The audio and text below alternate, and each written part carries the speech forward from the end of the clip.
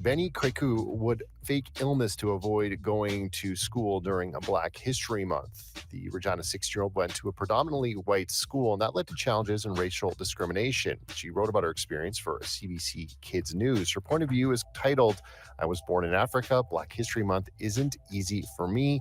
And Bennie joins me now. Good morning, Bennie. Good morning. Bennie, how did you adjust to school after moving to Canada from Ghana? Well, we first came to Estevan actually. So we were in Estevan for about a year, and since Estevan's so small, it's like everybody knew everybody. So having everybody know my family and my parents kind of made it easier to like adjust, right? So I made friends in the neighborhood, and so a year in Estevan, we moved to Regina, and for about 2 years, we were living in think the South, I would like to say the South, and on that street, there's just a bunch of kids that knew everybody, so, like, we were all close friends, but then we had moved houses again, and this time, nobody. Like, so it's an adjustments from having so much friends and then having none, right? Um So I think that was the hardest part. It kinda happened in, like, years. So, like, the first 3 years, I had so many friends and, like, life was, like, the dreamland, and then we move again, and then I have no friends. So then I think that's what really got me is having no friends after having tons of friends. Mhm. So it's like moving to a school having nobody it was bad. I can imagine, moving is always difficult, but when you go from a place where you're comfortable after such a big move, so impactful, and then you have a couple of good experiences, and then find a place where you're feeling more isolated. I spoke about your point of view about History Month, and you learned about that early on in school or grade 5. I understand. What was Yes. that like with your experience back then? Well, it was the first time I'm really, like, hearing about it. Like, Hmm. I didn't know what Black History Month was until school, until grade 5 when we talked about it. So it was all new news to me. So when people were telling me, like, "This is your history," like, "This is what your people went through, and this is what Black people, and you are Black, went through," right? So, like, I was compared to the slaves back then when this is my first time hearing about it and getting asked questions about it as if I knew all the answers and then getting compared to them over and over again. Like, it was my first time hearing about it just like them, right? So it's like at first I was confused. I was like questioning why are they saying this is my history? Like, I'm not from America. I'm from Africa. Like, this isn't I don't know what's going on. And then soon after that, they started comparing my looks to the slaves. So like my braids or like my cornrows, saying like I look like them. It's like, I don't know. And then it slowly turned into like outright jokes at like my expense. So like slowly comparing me, it's like, oh my gosh, there's Benny. Everybody would laugh. It's like, that's a black man that's 6'4".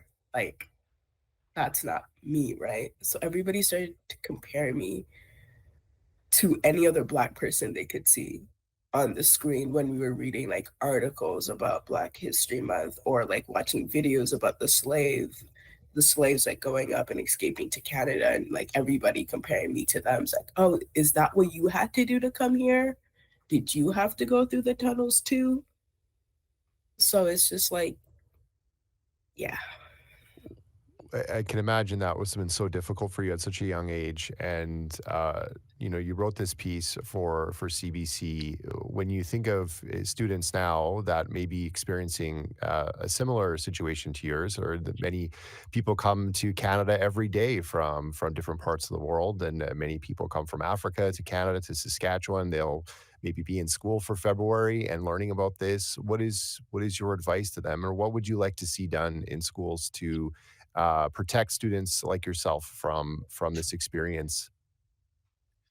I think they should really, like, emphasize how, like, it all started in the beginning and how, like, the slave trade, yes, started from Africa, but the Black people in Africa now aren't the same Black people here, right? Like, now have we now don't have the same history. Yes, we are one, as in we were all Black people, but now we don't share that common history, and what Black History Month means to them does not mean the same to Africans, right? Like, Africans don't think about Black History Month. Like, Black History Month isn't a thing in Africa, right? So they're new to learning it too, probably. To my knowledge, they're new to it, depending on their age or like when they came here specifically, right? So it's like they're new to it as well, so they should understand that same as like they're learning it, so are they, right? And their history is not the same as Black history here in Canada or the US.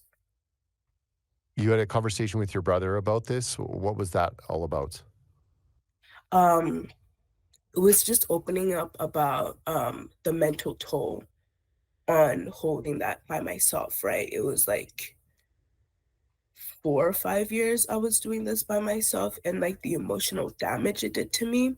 Um, the self-confidence that I lost, the way I had to conform, the way I had to like pretend to be somebody else, right?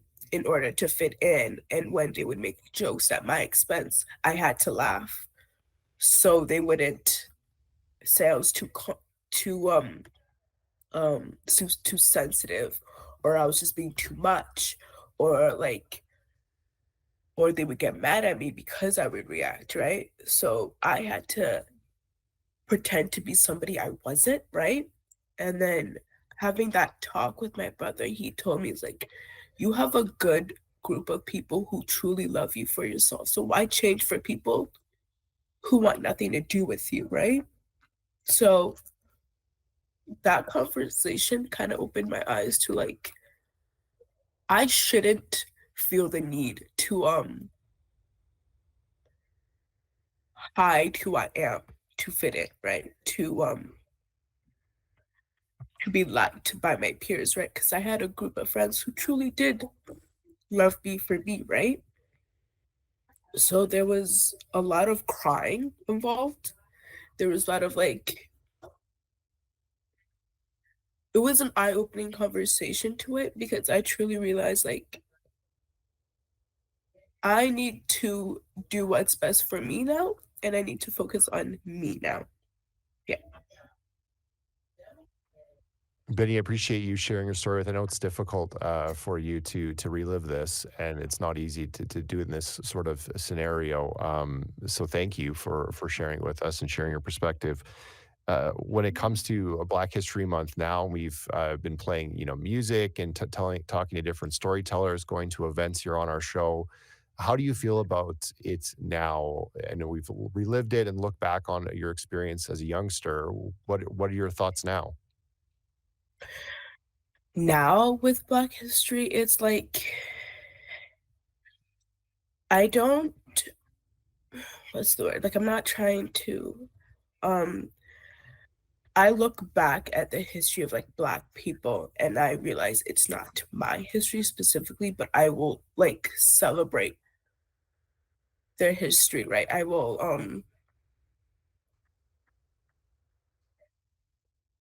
learn more about them and also learn more about African history and the history there because I think I lost connection with my culture. So I think learning more about like the overall like Black History Month and African culture. But I think Black History Month now to me doesn't really mean that much to me anymore. I think it's just a month that happens through like the 12 months.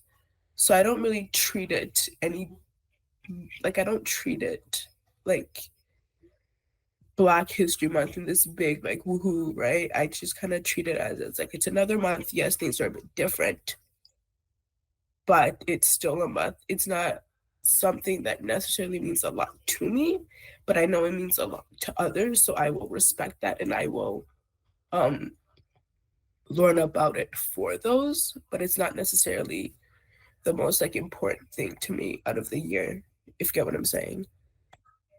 I do. Certainly I do. Benny, thanks so much for joining us and sharing your story. We appreciate it. Thank you. Thank you for reaching out to talk to me. It means a lot.